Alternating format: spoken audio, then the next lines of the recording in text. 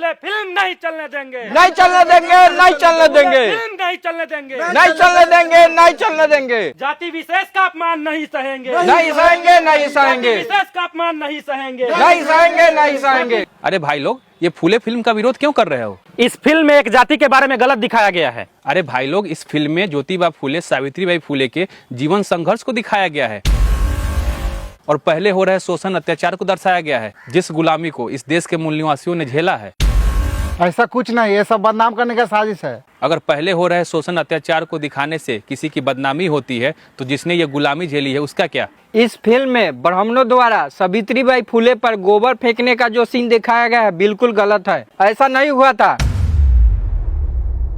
अगर ये गलत है तो ज्योतिबा फूले द्वारा लिखी पुस्तक गुलामगिरी उठाकर पढ़ लीजिए, मूल निवासी बाजार से मंगा लीजिएगा, सारा शंका दूर हो जाएगा। अबे इन सब से हमें कोई मतलब नहीं है, बस ये फिल्म नहीं चलने देंगे। क्यों भाई, अब इस देश में सिर्फ उन्हीं लोग की फिल्म चलेगी जो वर्ण व्यवस्था में सबसे ऊंच है? जरा सोचो, एक फिल्म जो शिक्षा, समानता और इंसाफ की बात करती है, अगर इससे तुम लोगों का सिस्टम हिल रहा है तो समझ लो तुम लोग का सारा सिस्टम झूठ पर टिका है। तुम लोग को फूले फिल्म से डर बस इसलिए लग रहा है कि लोग कहीं ये जान जाएंगे कि शिक्षा की असली देवी सरस्वती नहीं बल्कि माता सावित्रीबाई फूले हैं। लोग जान जाएंगे कि सबसे पहले महिलाओं के लिए सावित्रीबाई फूले और ज्योतिबा फूले ने मिलकर प्रथम स्कूल खोला था।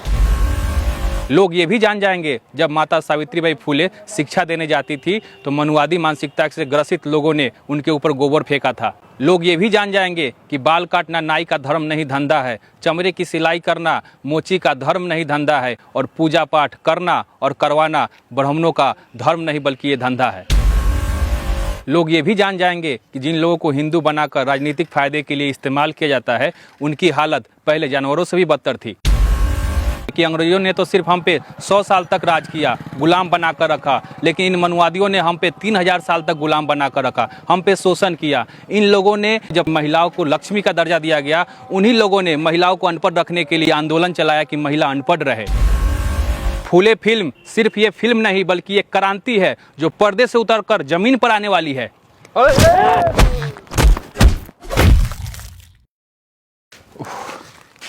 ज्यादा चोट लगा है क्या? अरे चोट तो लगभग किया है, बाप रे। बैठो उस पर। पिताजी, आपको ज़्यादा चोट तो नहीं लगी? जिस समाज को धर्मशास्त्र का उच्चारण करने पर जीभ काटा गया हो, सुनने पर शीशा पिघला कर डाला गया हो, उस चोट के सामने ये चोट कुछ भी नहीं है। पिताजी, ज्योतिबा फूले कौन थे और उनसे ये लोग इतने नफरत क्यों करते हैं? ज्योतिबा फूले भारत के महान समाज सुधारक, विचारक, लेखक और महान क्रांतिकारी महामानव थे। उन्होंने समाज में फैले अंधविश्वास, पाखंड, जातिवाद, भेदभाव, छुआछूत, महिलाओं पर हो रहे शोषण और शिक्षा को लेकर आवाज उठाए थे। यही कारण है कि ये लोग उनसे नफरत करते हैं। पिताजी, ये तो महान काम है, फिर भी उनसे नफरत क्यों?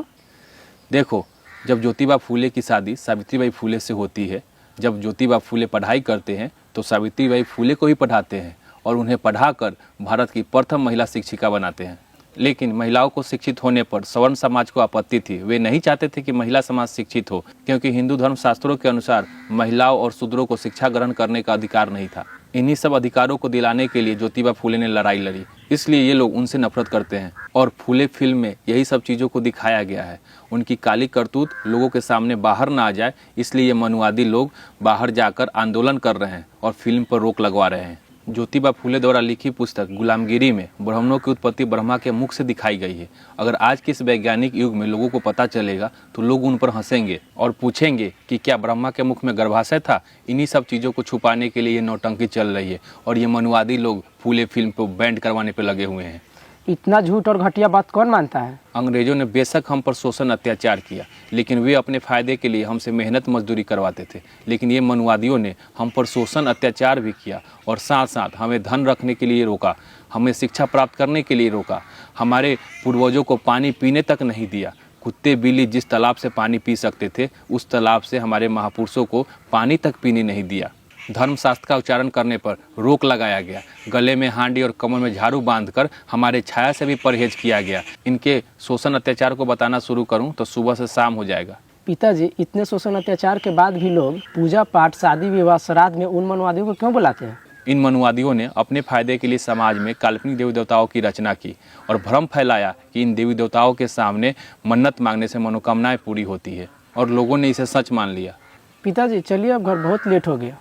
चलो।